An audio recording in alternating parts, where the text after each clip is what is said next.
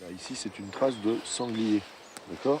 Parce qu'on voit bien les deux petits trous là, sur les doigts latéraux en fait. Ça va? Alors vous allez faire un tour et si vous voyez une trace de gibier, ben, vous coulez le plâtre. Mélangez-le bien. Hein. Ok, vous coulez le plâtre dedans.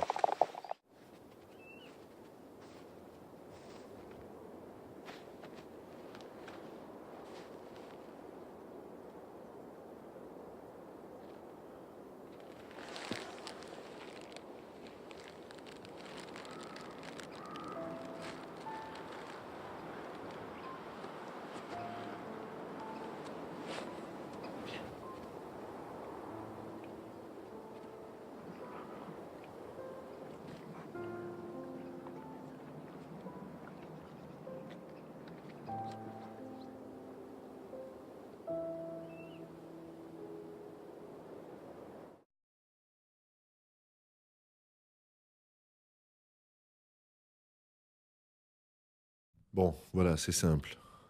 Il y a un garçon et une fille, ils se séduisent l'un l'autre, t'as tout le tralala sur la séduction, puis ils finissent par s'embrasser.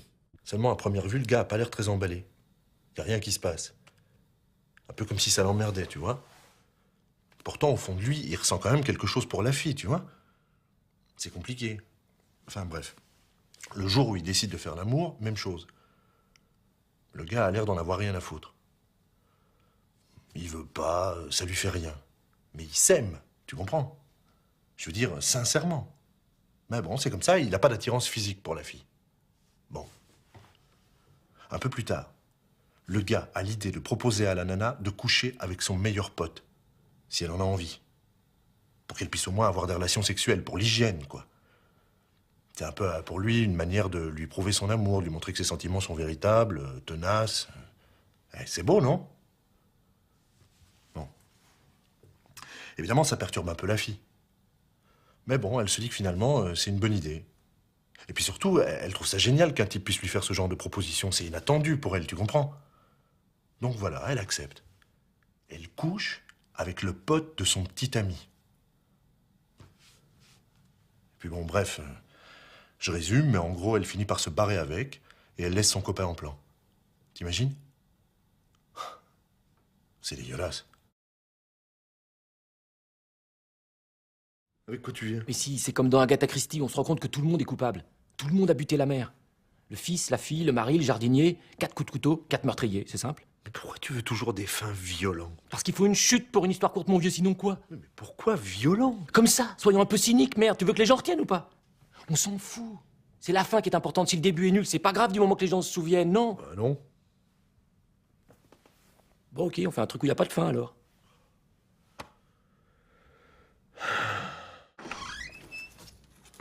Oh, pardon.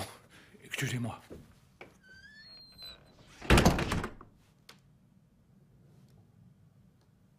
T'as vu ce que j'ai vu?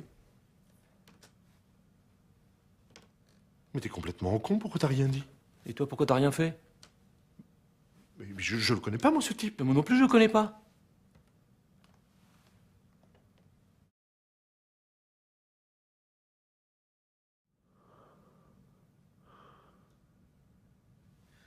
L'homme est un animal à chapeau mou qui attend l'autobus 27 au coin de la rue de la Glacière.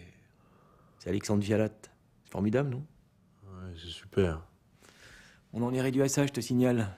On attend que l'autobus arrive rue de la Glacière, comme des cons, avec des chapeaux mous. Pourquoi on parle jamais du côté dérisoire de la vie? Parce que c'est chiant et que tout le monde s'en fout. C'est pas vrai? Évidemment. Les gens que ça intéresse, ils le savent. Et les gens qui ne le savent pas, ça les intéresse pas. C'est pas compliqué. T'as coupé tes cheveux? Ta gueule.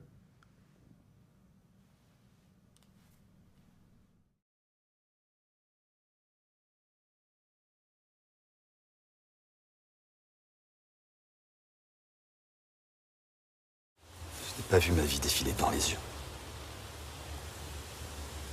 C'est la vie de Sarah qui défilait sans cesse. Encore maintenant. Les mêmes images que je n'arrive pas à figer. Comme si elles m'étaient inconnues.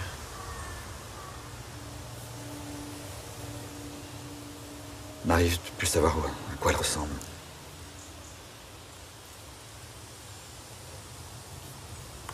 Qu'est-ce que tu connais de ta fille, toi?